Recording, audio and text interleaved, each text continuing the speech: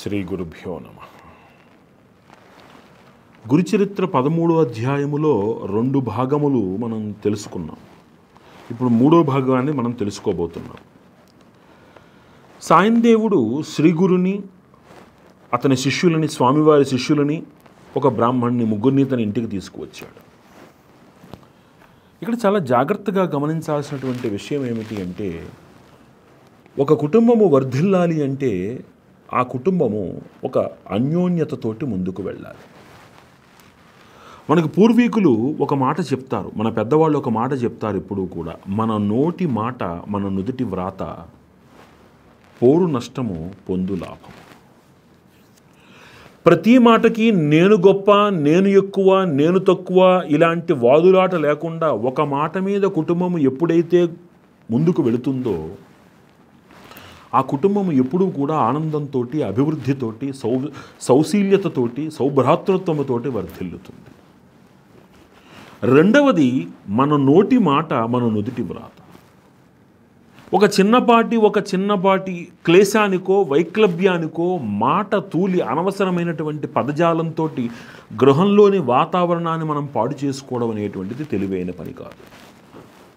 వస్తుంది, కోపం అనేది మానవ సహజం కదా, కానీ దానిని మాట రూపంలోకి మార్చకుండా మౌనాన్ని ఆశ్రయిస్తూ, లేదా చెప్పాలనుకునేటువంటి మాటని చెప్పి అంతటితో సరిపెట్టగలిగినటువంటి సమర్థత వ్యక్తికి ఉండాలి. అప్పుడు ఆ ఇంట్లో ఒక అభివృద్ధి అనేది ఉంటుంది. లేకపోతే ఎప్పుడు అపభ్రంశపు మాటలే మాట్లాడుతున్నారు అనుకోండి ఎవరైనాను, ఏమవుతుంది? ఎంత వృద్ధి చెందినా కుటుంబంలో ఆనందం కలిగించదు. మనకి కుటుంబంలో ఆనందం కనిపించాలి అంటే మన మాటను నియంత్రించి మాట్లాడాలి. మన అనుష్ఠాన బలాన్ని మన కుటుంబ వృద్ధికి దోడ్పడేలా మనం దానిని మార్పు చెందించుకోవాలి. చాలా విశేషమైనటువంటి విషయం.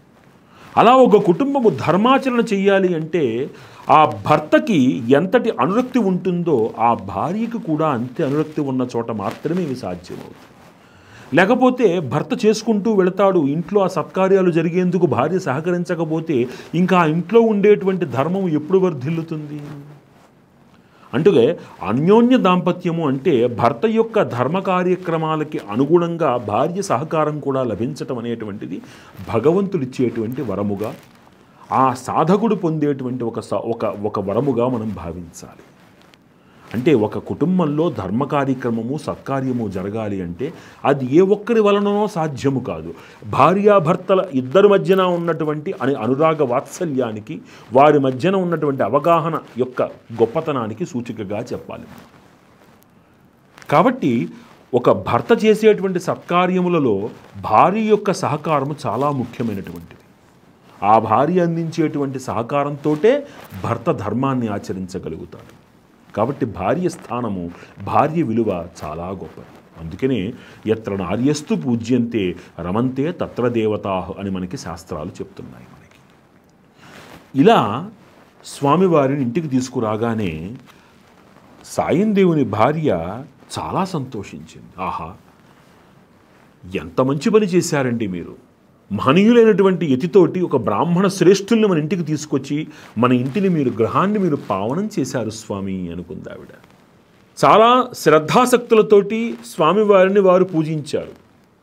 ఇక్కడ సిద్ధముని చెప్తున్నాడు, నామధారక వారు ఒక విశిష్టమైనటువంటి విచిత్రమైన పద్ధతిలో స్వామివారిని పూజించారు. అది నీకు నేను చెప్పాలి ఇప్పుడు నీకు. వారు ఎలా చేశారు అంటే, చక్కగా ముగ్గులతోటి రంగవల్లులు ఆ ఇంట్లో వేశారు. వారు అష్టదళ పద్మాన్ని చిత్రించారు. పంచరంగులతోటి ఆ స్థలాన్ని అలంకరించారు. సాష్టాంగంతో గురుమూర్తిని నమస్కరించి శిష్యులమగు వాళ్ళందరినీ కూడా ప్రత్యేక చిత్రాసనముల మీద కూర్చోబెట్టి ఒక్కొక్కరికి షోడశ ఉపచారములతోటి పూజ చేశారు. వారు పంచామృతములతోటి గురుమూర్తి పాదాలకి రుద్రాభిషేకం చేశారు. ఆ పాదతీర్థాన్ని వారు పాత్రాంతమున గ్రహించి ఆ పాదతీర్థమునకు కూడా నీరాజనమిచ్చారు. కలియుగములో ఏది శ్రేష్టము, కలియుగములో దైవానికి రూపమేమిటి అంటే స్పష్టముగా మనకి కలియుగమునందు గురుపాద పద్మములే మనకి శరణ్యము అని చెప్తున్నది. మనకి ఆ గురుపాద పద్మములు సాక్షాత్తు భగవంతునితో సమానం. మనకి ఆ అభిషేకం చేసినటువంటి జలానికి కూడా వారు తీర్థం ఇచ్చారు. అంత పవిత్రంగా వాటిని భావించారు వారు. ఇట్లే మిగిలిన వారికి కూడా పూజలు గావించి పుష్పాంజలి సమర్పించి సాయందేవుడైనటువంటి ఆ భక్తుడు తన భార్యతో సహా గురువు నృసింహ సరస్వతి స్వామి వారికి సాష్టాంగ నమస్కారం చేశారు. స్వామివారు అతని భక్తికి ఎంతో సంతోషించారు. నాయనా, నీ భక్తికి, నీ శ్రద్ధకు నేను చాలా సంతోషాన్ని పొందాను. మీ వంశంలో ఉన్నటువంటి వారందరూ కూడా నాకు భక్తులై నా యొక్క అనుగ్రహానికి పాత్రులవుతారు అని ఆశీర్వదించారు స్వామివారు.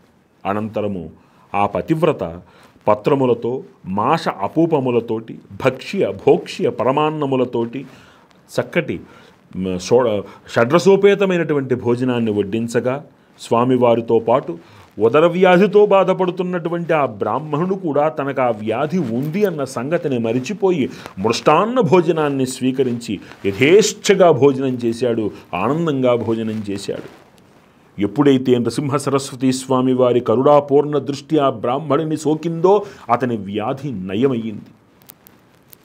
పరశువేది సోకినంతనే ఇనుము బంగారముగా ఎట్లా మారుతుందో స్వామివారి కృపా కటాక్ష పూర్ణమైనటువంటి దృష్టి ఎప్పుడైతే సోకిందో అతడు వ్యాధిరహితుడయ్యాడు, నిరోగిగా మారాడు. అతను సూర్యోదయంతో ఎట్లా అంధకారము యొక్క విచ్ఛేదనం జరుగుతుందో అతని యొక్క కర్మదోషము పటాపంచలయ్యింది ఎప్పుడైతే నృసింహ సరస్వతి స్వామి వారి యొక్క కరుణాపూర్ణ దృష్టి అతనికి సోకిందో.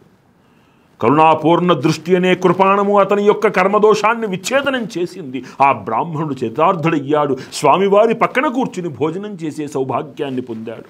నామధారక, ఏమని చెప్పను, ఎలా చెప్పనయ్యా?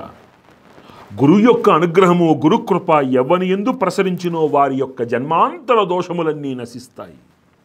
ఇక వ్యాధి ఎంతటిదయ్యా? ఆ వ్యాధికి కారణమైనటువంటి పూర్వజన్మ కర్మదోషము కూడా నశించింది అతనికి.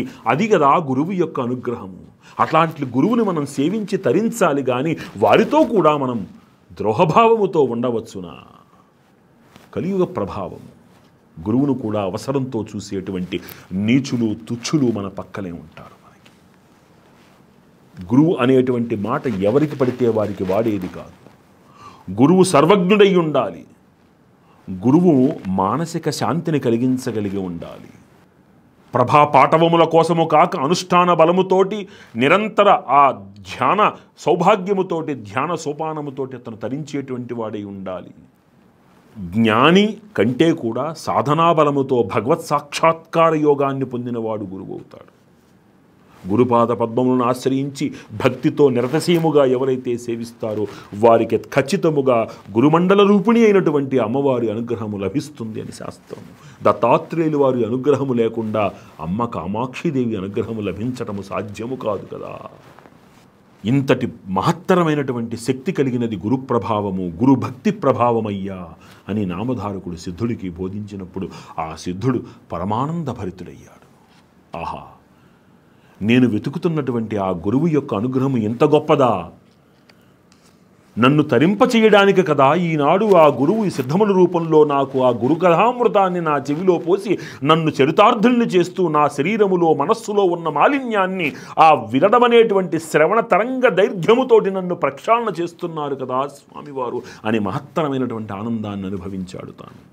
భూమిం ప్రదక్షిణీకృత్వా సశిష్యో వీక్ష్య మాతరం జహారద్విజశూలార్తిం శ్రీదత్త శరణం మమ. నరహరి అనేటువంటి బాలుడు కాశీపట్టణానికి ఏగి సన్యాసాశ్రమమును స్వీకరించి బహుశిష్య సమేతముగా జన్మస్థానమునకేతించి అచట ప్రతివారి ఇంటను కూడా స్వరూపముగా ఒకే కాలమున భోజనము చేసి గౌతమీ తీర వాసర క్షేత్రమున ఉదరబాధతో బాధపడుతున్నటువంటి బ్రాహ్మణుని మృష్టాన్నము తినిపించి రోగ విముక్తుల్ని చేసినటువంటి ఓ దత్తాత్రేయ, నీ దివ్య చరణములకు మేము శరణాన్ని ఘటిస్తున్నామయ్యా. మా శరణాన్ని స్వీకరించి మమ్మల్ని కాపాడవయ్యా. అన్యథా శరణం నాస్తి, త్వమేవ శరణం మమ. స్వస్తి.